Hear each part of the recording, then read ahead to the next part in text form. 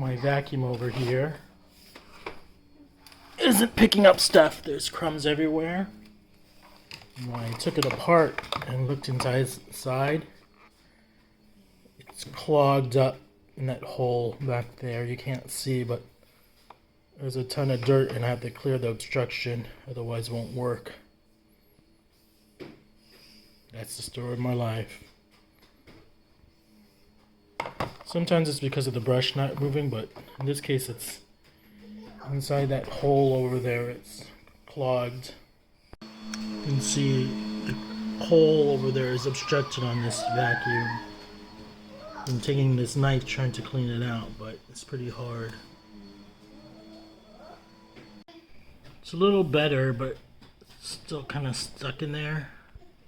I think it'll vacuum okay. It's back on.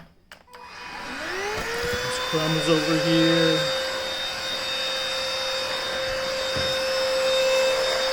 When I looked up, the crumbs are gone, so I think it's working okay now. Looked up. This thing, I pick it up, it vacuumed up.